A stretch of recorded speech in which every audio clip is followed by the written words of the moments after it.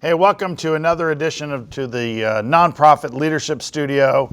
Another great guest today. We have Donald Bowers from the Federal Reserve. Welcome to our class, Donald. Thank you, Dr. Bob. I appreciate it. I have known Donald for over 25 years, but we've become more close friends sort of over the last couple of years, over the last 4 or 5 years. Correct. Donald is the Assistant Vice President over the Federal Reserve, and he's Secretary of the Board. And he's been involved in many nonprofits in many different ways and a leader in our community. So, Donald, as a leader, when you think about leadership, and if you were writing a book on leadership, what would some of the chapters look like? You know, that's a great question. And, you know, you think about what leaders are. And I think the first thing that leaders have to be is courageous.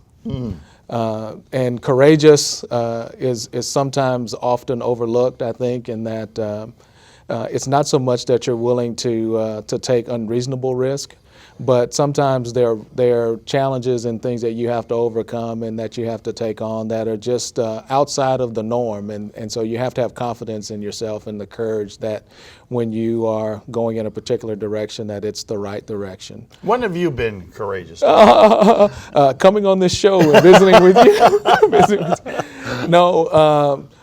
Sometimes the courage is just realizing that you're going to be in a situation where there's going to be differences of opinion. Yeah. And you have a certain fact or information that you believe is relevant and important, and being willing to say that even to people who you know don't want to hear that answer. You know, and sometimes as leaders, you know, with other people working with me, the ones that I respect the most are the ones that are willing to tell me the truth, irregardless of what they think I may be leaning towards. So courage is one that fits in there. I think another one, you said a leadership book, is be willing to understand that there are things in this life that you need to know that you don't even know you need to know.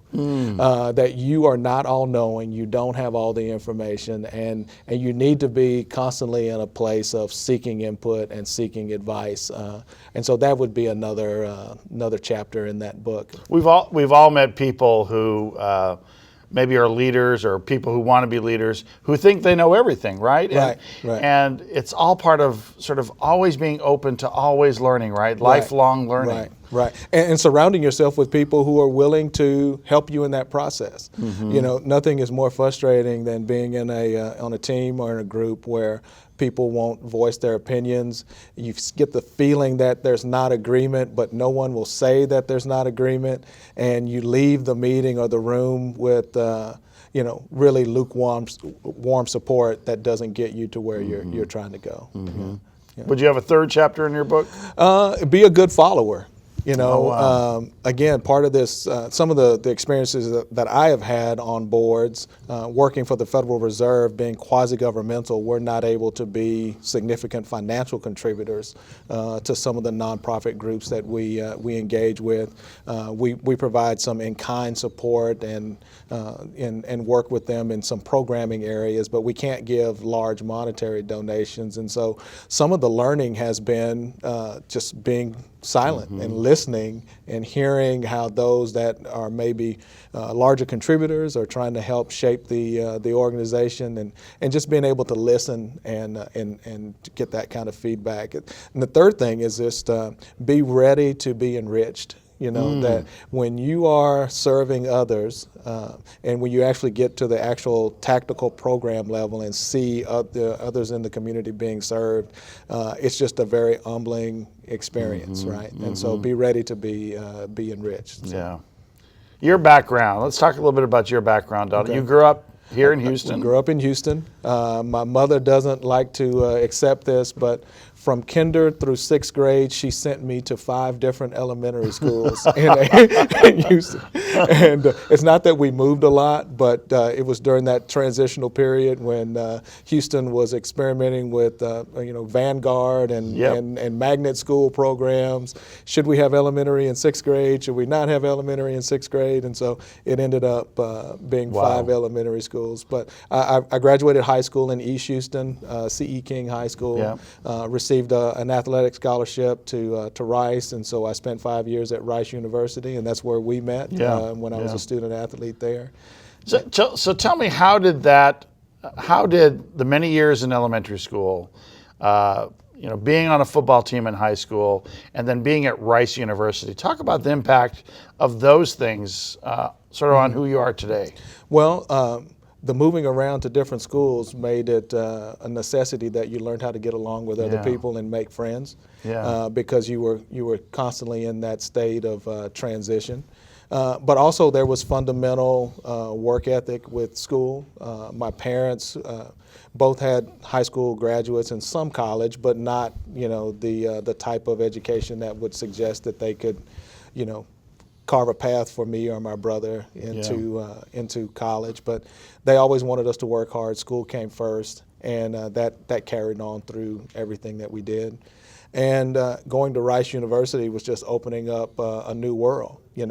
Sometimes Was it a good world? It's a good world. Sometimes people ask. You're the head of the Alumni Association. Well, now, so you have to say it's a good world. Well, I would say this. Coming from my community in East Houston, which was very much a working class community, there was no issue of people questioning why I went to Rice. Everyone was very proud from our community that someone that, whether you're black or white, that you were coming from our community and going to a school like Rice. And it opened up my mind to see the world in a different way. And so I'm always thankful and grateful for the experience. The on-the-field experience was good sometimes and not so good other times. I was there. Donald, you hardly ever won. What was the deal with that? But every time we went out, we thought we could win, Bob. And so there's a resiliency that comes from week in and week out, knowing that you have to prepare, that you can't take this week off because there's a chance that you might do it this week. You're right. We went, I believe, 11 or 12 games without a victory. It overlapped a year, but we got to beat SMU. As long as you beat SMU, they're coming back from the death penalty, right? Wow. Yeah. When you think about your experience, growing up, in a working class family, and then going to Rice, do you think that made you sort of a different person than if you would have gone someplace else? I mean, the idea of going to a selective, some might say elite school, and it's not so much that it was selective, but it's sort of a different world in many ways. Right. So it was a little intimidating to a certain degree, because you think about, again, from a social economic standpoint, do I fit in? Do I have the background or the experiences that fit in with my classmates? But I found that a lot of those barriers and things that I felt were more of my creation personally and not being created by people in the environment. And so we seemed to get along really well with classmates and friends. And like I said, it opened up a perspective in what is really required to be successful. So there's the knowledge that you know, but then there's the knowledge that you apply, right? And so Rice really taught this idea of how do you apply knowledge and how do you apply a thinking process that says it doesn't matter what the subject is. If I can read, I can analyze, I can adapt, and I can overcome this subject. And that's how Rice really helped me out a lot there. When I go with you to any event, Donald, what I notice is that you're as good a networker as there is out there. You seem to know everyone. And if you don't, you want to get to know them, and you're talking to them. How does that impact you as a leader? The fact that it is so easy for you to get along with people and to meet people. Well, so you're going to get a lot of my dad's little stories and all of this. So my dad used to say that every morning you would speak. It was good morning. And if you did not speak, he would challenge you on why you did not say good morning. And he would also say that you have to acknowledge everyone.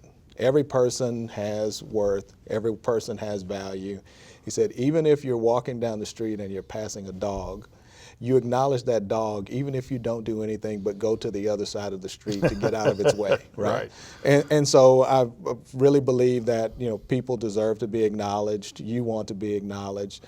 But then also, one of the things I appreciate is people who want to know a little bit more about me and want to see the value of me as an individual. And so I try to do that with other people as well. I wish I was better at it. You know, you meet so many people, and sometimes names will fail you in wanting to be able to call them by their first name. But I think it's important that you recognize people for their individual worth, right? Yeah.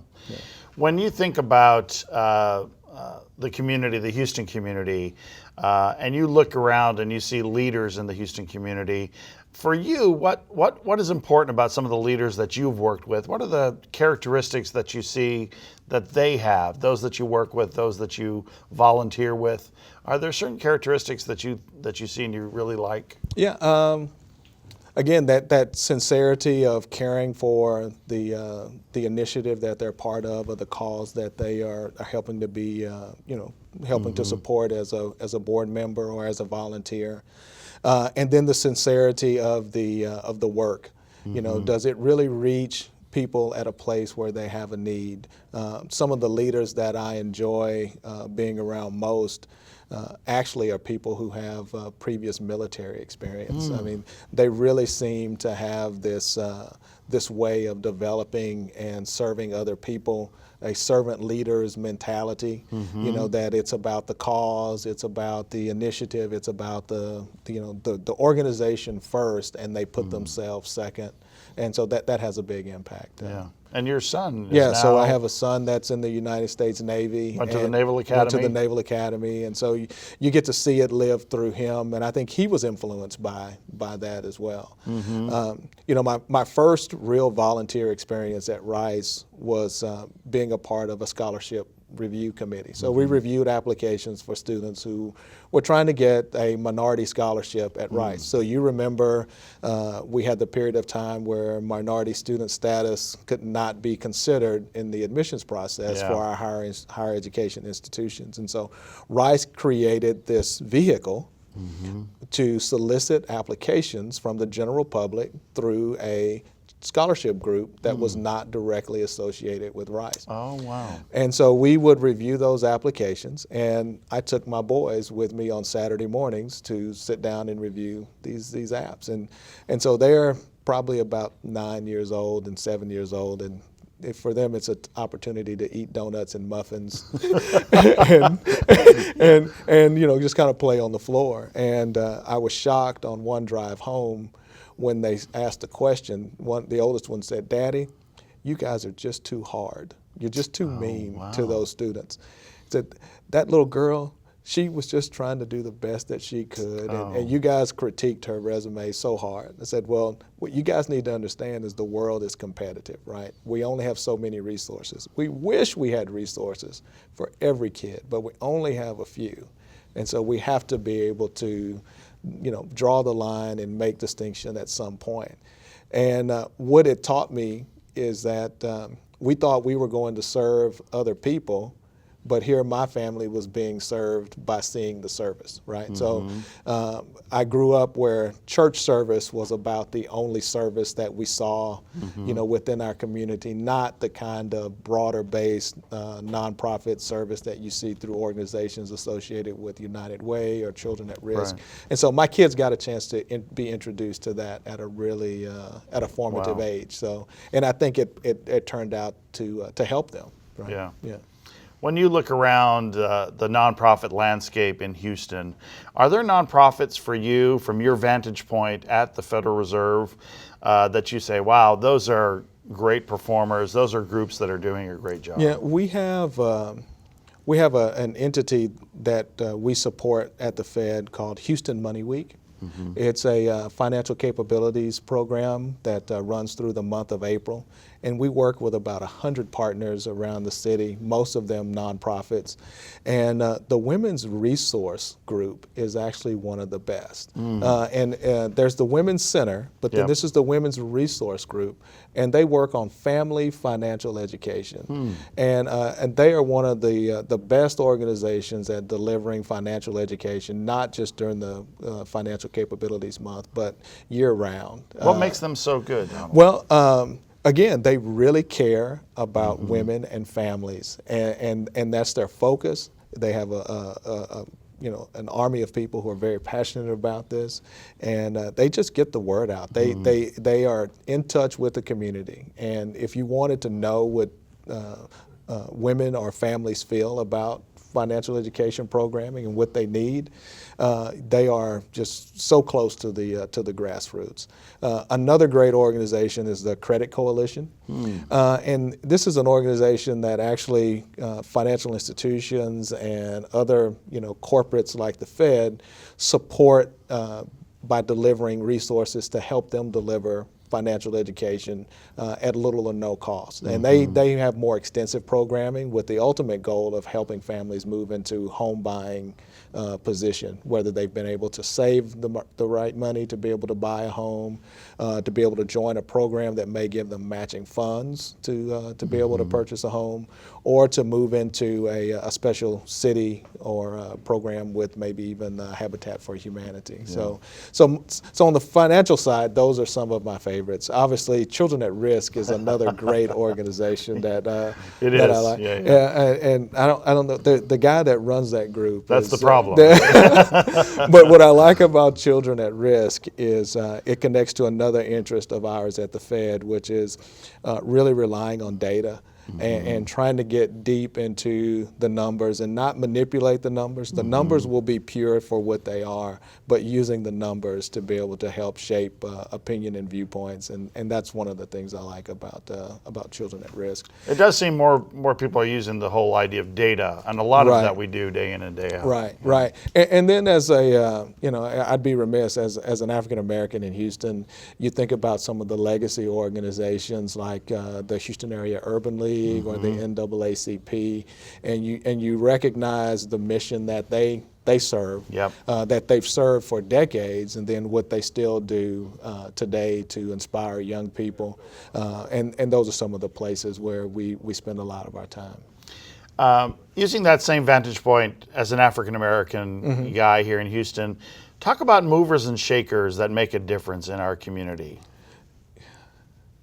And so I know that question was on your list, but people who I know to be movers and shakers don't want to be on anyone's list. They don't. They're not. Why interested. is that?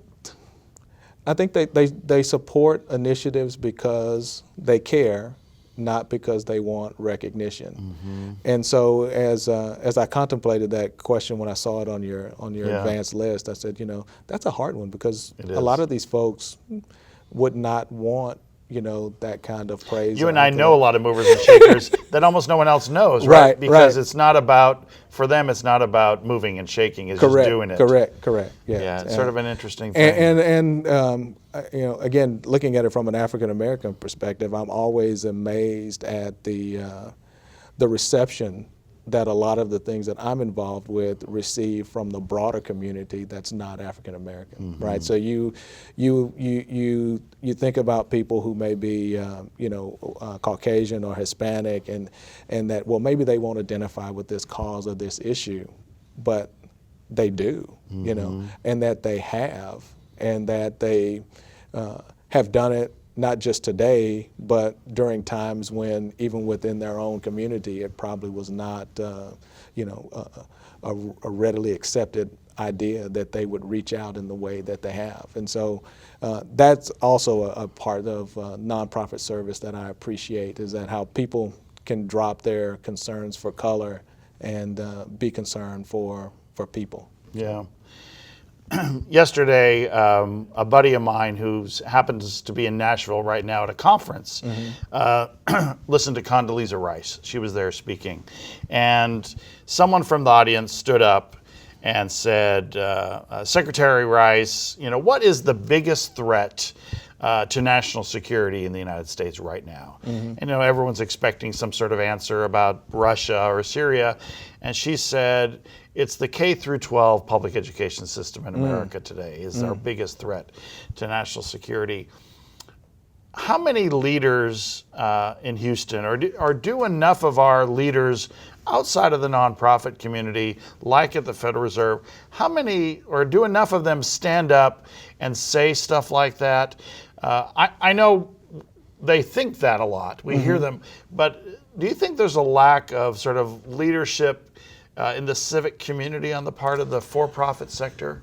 I don't know if there's lack of leadership, but definitely there's a lack of agreement on what the right thing is Well, that's to do. true, yeah. And so there's, I think there's interest, thanks to one of my Rice friends, Dr. Kleinberg, who really paints a really good a picture, and again using numbers and demographics to point out why this education issue is important to our community, meaning the greater Houston community. And so I think people get that. They also get that immigration is important, that's an issue that we need to find a clear path to resolve. But where there's disagreement is on the approaches, and there are so many varied approaches, and it just that's where all of the frustration is in my opinion. Sort of. And so as someone who's in that space frequently, what you do is you decide that you will make the differences in the places where you can. And when you're presented with opportunities to have impact, you do. Today, we actually had a nonprofit in the bank, Dare to Dream. I'm not sure if you're familiar with Dare to Dream, but Bernard Harris, the astronaut, runs that organization.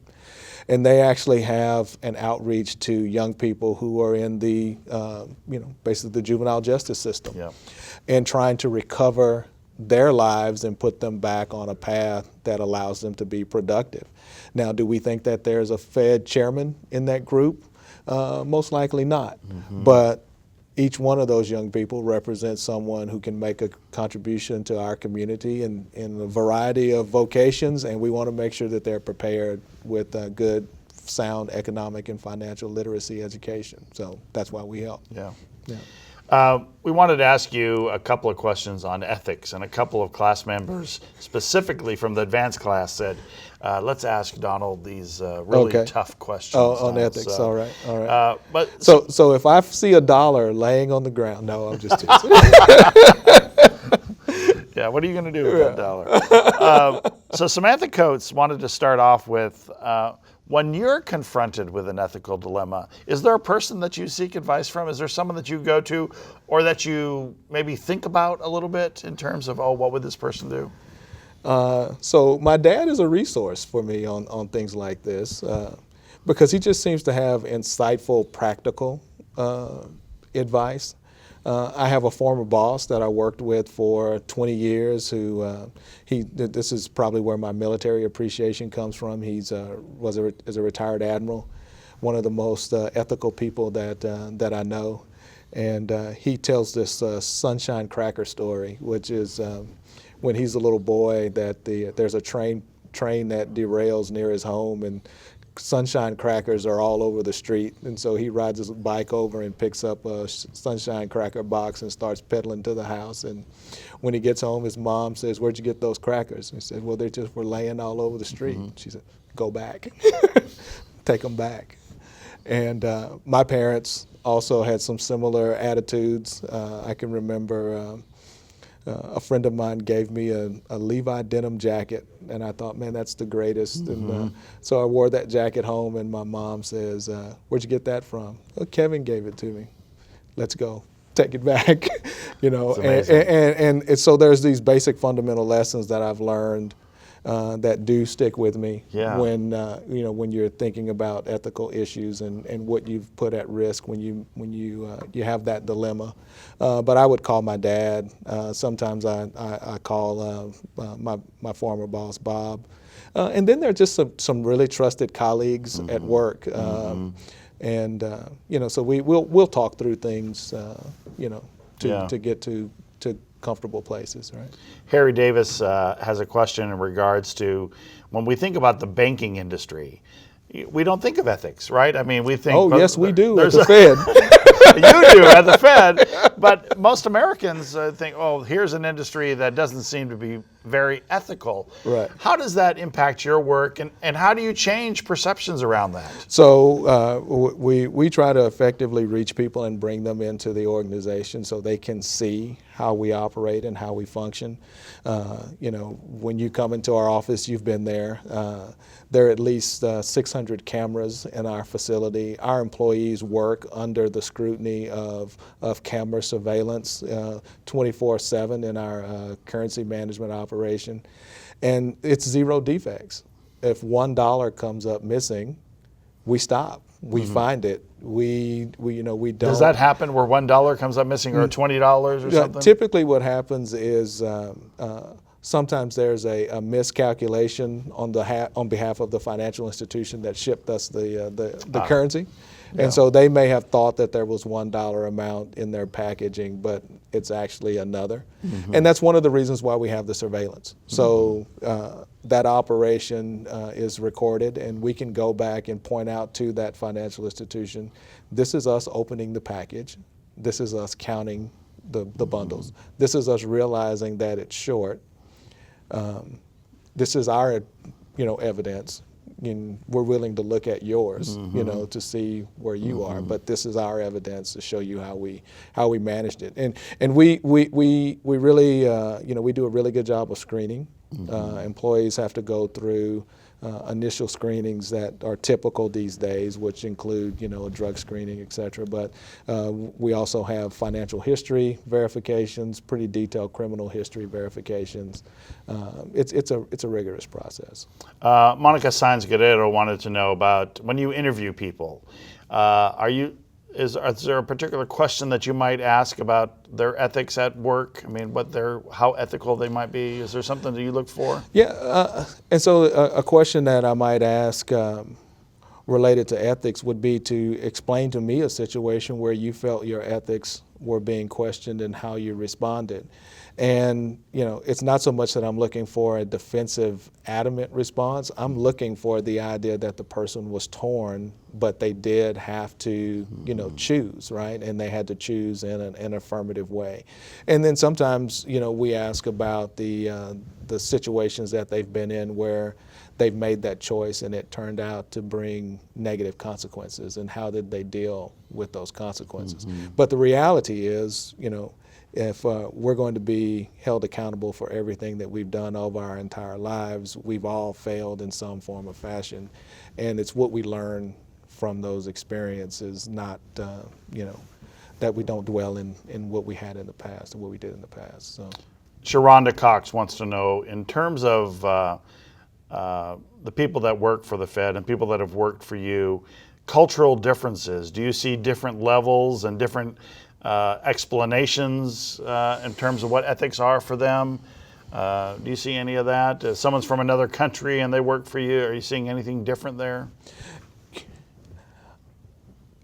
What I see more difference is people who never worked in our type of environment before, not what culture they came from or gender or anything like that. If they've never worked in our type of environment, then I think there is a learning curve and a place where they have to be brought up to speed. But again, we really try to screen that out and look for places in their history, whether it's in their work history or their personal volunteering history, where they seem to have had compatible work experience with what we do. And that doesn't matter. It doesn't matter what area they're in, right? The person who takes care of the janitorial service has to have just as much or as more important ethics than the person who's actually handling the money. Yeah. What if we accidentally leave a strap of currency in a garbage can? And we're cleaning up at the end of the day, and we're counting off our money. And we realized that we made a slip and there's a bundle of currency that was missing. And that room has already been cleaned by the housekeeping service. but we can't find it. You know, Yeah. everybody has to. That's never happened, I bet. I don't know what you're talking about. This interview is over.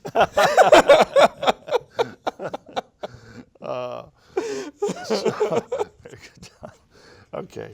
So Marta Lavarenga has a really interesting question. You serve as a trustee for the American Leadership Forum, which you and I have been a part of. Yes, yes. So you're on the board Yes, sir. of the American Yes. Leadership Forum. What sort of lessons have you learned from being on a board? And that's a pretty high profile board. And you've been on other boards. What lessons do you learn being on boards? You know, how organizations run, and American Leadership Forum's board, and I'm on the executive committee too, so it's really about how do we help the executive director navigate through the process. You know, the executive director and the staff, they're responsible for actually executing the programs, but they need a reliable and credible resource that as they bring ideas and opportunities to the organization, how they navigate through that is very important. And then one of the things I like is I believe my leadership perspective is shaped by being around the other leaders. It's interesting to hear how they process an issue compared to how I might process an issue. And occasionally I'm on boards with other bankers or people who are involved in the banking industry. And so our downtime gives us an opportunity to really reflect in a casual way on the issue of the day, you know, impacting our industry. And that is an invaluable opportunity to be able to have them as resources. Yeah. I find almost being on boards is almost a leadership learning opportunity. Yes, yes. Every single time, whether it's from an executive director who may have some bad traits, but sometimes good traits, or whether it's some of these other board members that are on. Right. Because inevitably, on every board, there's some great leaders, it seems Correct. like, right? Right, It's, right. A great learning opportunity. And you know, one of the things that we know is that you mentioned the team sports environment and the things that we did there. You know, you only get better by pushing yourself, right? And you have to be willing to go and do that. And you know, one of my best friends, you know, O.J. Brigance, he was always faster than me. And I hated having to go up against him, but I believe I got faster. I lost every time, but I got faster every time that. And this is he was an extraordinary athlete, though. Yeah. Yeah, so, but you get better by being around people like that. Yeah, you know? and that's no different in leadership, is it? I mean, being around good leaders who may be better, you're learning a lot from. From and then you know, you learn from the bad ones as well, do. right? You do. You see approaches and methods that you say, let's not do that. I won't do that. I won't do that. Liz Earhart had a good question about a new executive director. Having been on the board, how do you see new executive directors gaining the respect of a board? You know, that's you know, respect is not an instantaneous issue. Hopefully, that executive director has actually been recruited by folks who are already on that board and who were able to actually build up some respect for the person during the search process. And so then it's incumbent upon those board members to provide whatever supplemental support is needed, helping that person get introduced into the right you know, supporters of the organization and the right contacts, being the Barnabas, if you will, for that new executive director. You know, and you're familiar with the story of Barnabas, you know, is that person that's going to put his reputation on the line for someone else. And that's what you do. And when you are part of that selection process and you bring on a new executive director, you have to be able to put yourself out there in advance for them while they build their credibility. Yeah. Very important. Nicole wanted to know, what's the one mistake you witness leaders making more frequently than others?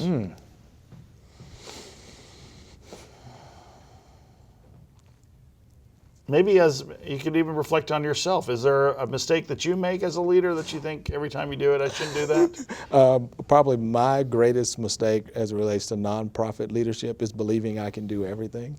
Oh, you know, interesting. But that's not what we're looking for here. Yeah. I think a lot of us get oversubscribed, or we want to do a lot of different things.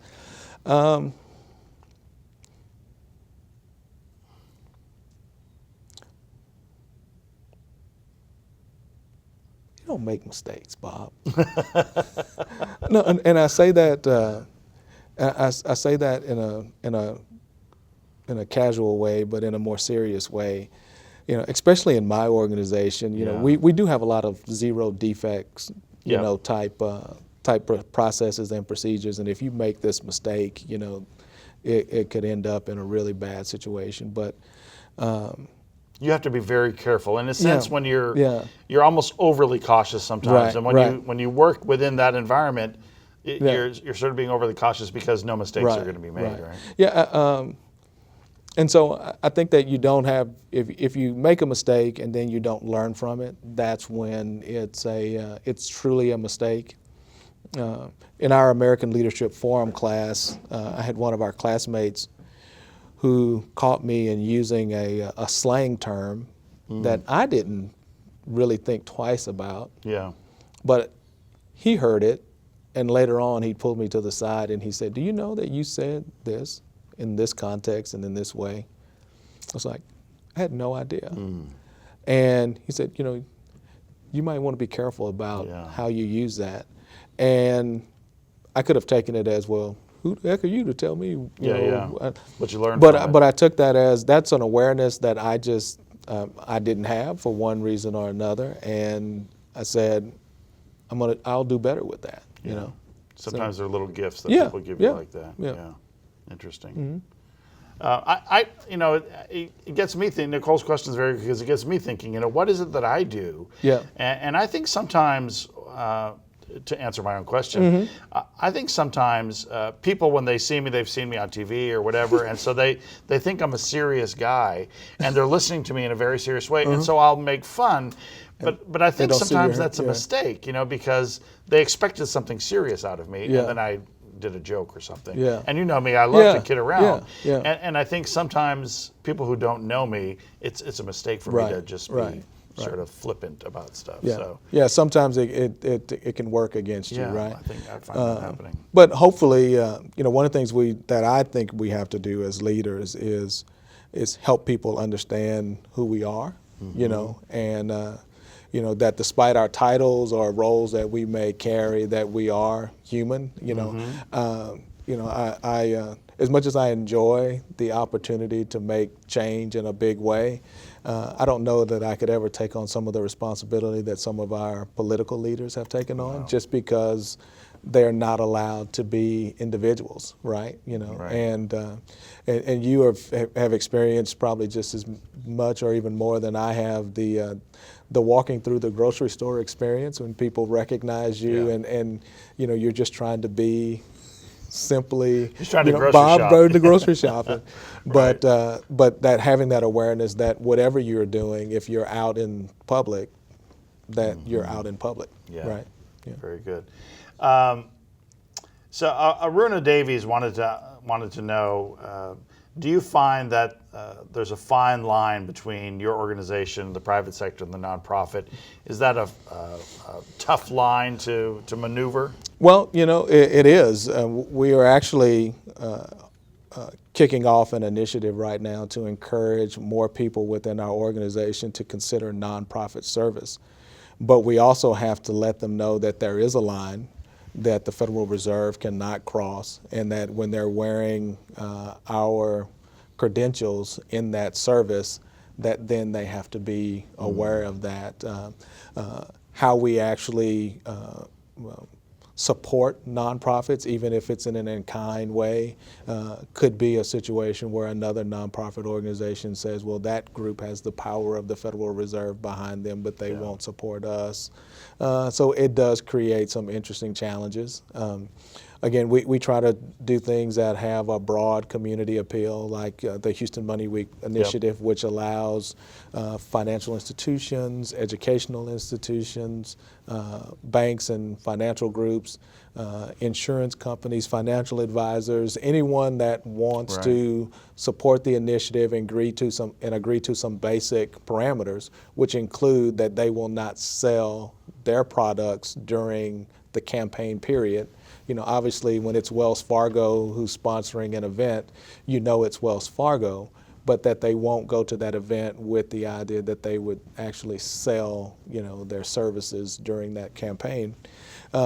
We work it with groups who have, that they understand where we're coming from on that. Delicia Blanton wants to know, how did you make your way? How did you become a vice president at the Federal Reserve? How do you start as a student athlete at Rice University, and then pretty quickly after that, you're a VP at the Federal Reserve Bank? That's an interesting question because Delicia, is that what? Delicia? Delicia. That's a good question because if you were to ask me if I was planning for this, the answer would be no. That wasn't what I desired to do. Now, I know people who have goals that they're driven and they're specifically trying to reach a milestone. But I've always just been focused on trying to do the best job that I can do in the place where I am. When I first found out about the Federal Reserve and started working there as an intern, I did not have a car. I rode the Metro bus to the Federal Reserve Bank, and I tell people that if someone stopped me tomorrow and said I had to leave, I can get on the bus and ride back out, and I won't be embarrassed by that. That I feel like that I've made some great contributions and that it's been a reciprocal relationship. I've worked hard and the bank has rewarded me. And so the getting to one place, growing in an organization to me is just about taking the job that you have right now very seriously, doing the best that you can do with that, with those assignments, showing yourself to be someone that not only can complete the task, but also has a perspective and a vision about how things might work in a broader context. Because the next jobs typically are about raising your vantage point, right? Being able to see beyond the desk, and then being coachable. If someone gives you advice or gives you some encouragement, be thankful for the advice. They say that you don't encourage or fix what you don't care about. And with young people, it's they don't like it when they're being corrected by their parents. But if it's not a toy that you enjoy, you let the batteries go out and you just let it sit in the corner, right? And so when people are giving you that feedback, be willing to accept it and embrace it and tackle your fears. This interview and being in front of this camera, people think that, oh, you do really well in front of the camera and you enjoy talking to people. And I was like, not really, right? There are times when my best times are when I am sitting all by myself at 3 in the morning texting my friend Bob. Who answers you immediately for some reason. Oh, wow. Donald, when you look at your, and YC Lawson has a question right around this, which is the whole idea of you've been working for a long time at the Federal Reserve, and I want to get to that, but if people hear just a sort of a brushstroke of your life story, they think, oh, this guy got some breaks, he had some good coaches in high school, he went to Rice, on a scholarship, he had a great internship, but you mentioned this whole idea of you had an internship, but you had to take the bus, and you were a single dad in college. You had a lot of hardships. How did you persist? How did you keep going when so many other people would have given up? Never even thought about giving up. That's number one. That's number one. Part of the deal, isn't it? No, that's number one. And again, I look at that as, there's a blessing that comes with that, right? So at 21, when you become a parent and you have to change focus. And so this idea that I could think about football only, that was something that I had to change perspective on. And because I changed perspective on that, I started looking at internships more seriously and evaluating what I would do next more seriously. So I spent time working for Enterprise Rent-A-Car in a management development internship program. I spent some time working for Vincent and Elkins in a paralegal experience. And then I had two options as it related to a financial internship. And I decided that the Federal Reserve fit my longer term interest better. And so that's why I ended up choosing it. The very first job that I had at the Fed was working as a research assistant for our economist at the time. And that was a good learning experience, and they offered me an opportunity for a permanent job. So at graduation, I started, basically the next day, that next Monday, I started working at the Fed in a permanent job as an analyst. And the interesting assignment that I received was I had to move archive boxes.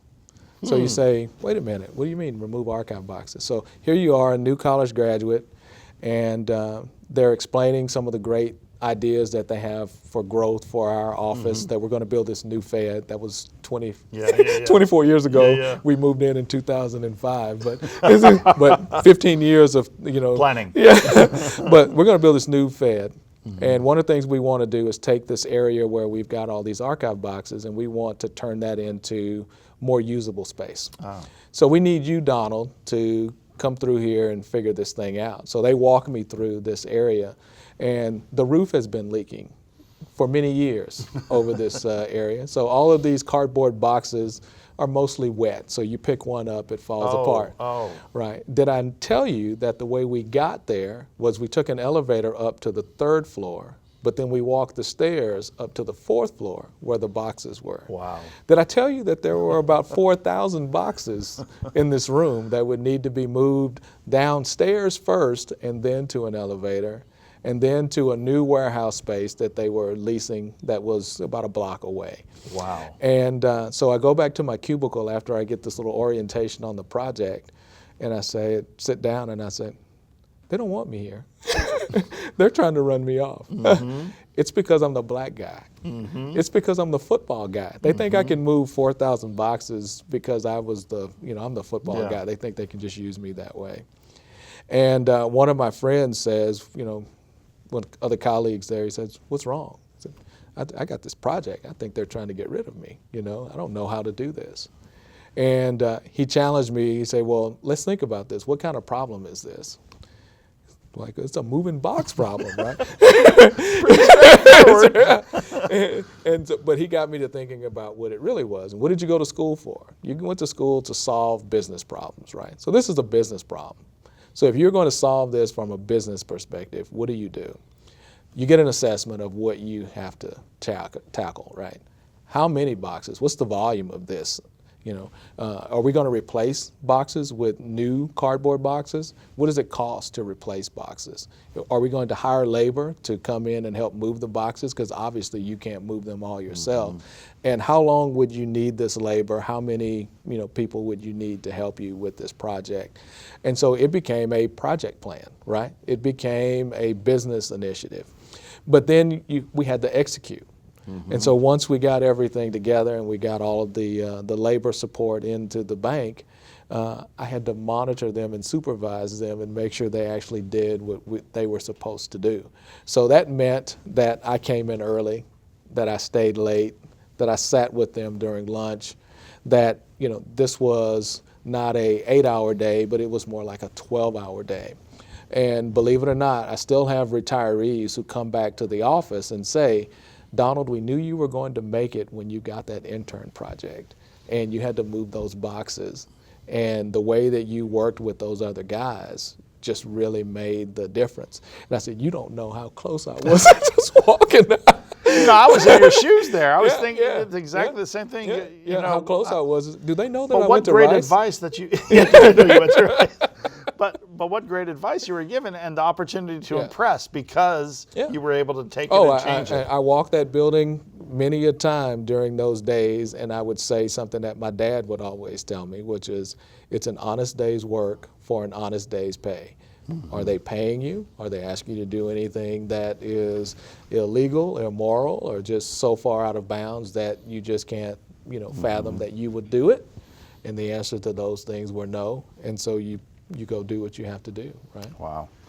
I'm going to ask one more question, then I want to go to our final fun questions, if you will. Right. YC said, you've been working at the Fed for a long time. If you were to leave, to go what would you want to do? I mean, if you were to take another job, what would it be? I'd like to be the executive director, president, and CEO of Children at Risk. It's yours.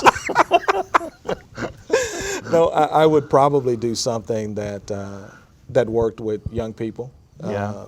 in particular young males, minority males, black and brown males who kind of come from the same background and circumstance that I came from, which was, a great working class family, people with a lot of pride in what they did, but really not having the awareness of what the world might have to offer. And so helping young people see opportunities to reach whatever their potential is would be a place where I could see myself. Also, I could see myself on a beach. I can see you on a beach. I can see me on a beach too. Donald, work-life balance. Do you have pretty good work-life balance? Probably no. But I find ways to sync my life, the things that I enjoy, with the things that involve my work. One of the things that is that's essential with working at the Fed is having intellectual curiosity. If you're not curious about how things work and about how the economics of things work, then you're in the wrong business. And I spend a lot of my free time, lectures, listening and asking people about the work that they do, trying to better understand the economics, And one of the things I really enjoy is being able to go and walk my neighborhood and listen to my iPod and listen to lectures from the London School of Economics, or to listen to reports from the NPR or BBC. They have a Planet Money on NPR, and you can just listen to the whole last month of everything that they've discussed, and that is fun, right? That's something that gives you a little balance, even though it's related to work. It's something that you enjoy. It's something I enjoy, and then you and I are both big football fans. Yeah. And going to football games is enjoyable. It's fun. But it also gives you an opportunity to connect with other people in the community, and being able to share that passion and love of sport with others is a great thing. I don't golf, so that opens up even more free time to go do other things. So. You were at that Notre Dame game. We were at Notre Dame. I was at the Florida State game in Dallas, while you were at Notre Dame in South Bend, right. and my team won. And well, we did better than Michigan. Michigan did not score against Notre Dame. We scored 17. Yeah, isn't that something? So Rice is a better team than Michigan. Using our quick analysis here, that means that Rice could beat Michigan. Exactly. What's your favorite restaurant in Houston, Donald? Well, I'd like to take some of my friends over to Killen's Barbecue. You've tried. I've tried. And we've showed up after an hour's drive, and it was closed. But I love, I like barbecue. I like, nicer food, but probably my most favorite, most frequented restaurant is Chick-fil-A. Chick-fil-A, really? I'm a big fan of just the way that they train young people. You see young people working there. They have very good customer service training, and then I just love the little chicken nuggets. And so that's probably my most frequented restaurant. But when you think about Houston and the whole scope of what's in Houston, is there a sort of a place that a lot of people don't know about, either a restaurant or a park or sort of a little secret place that you really like but not enough people go?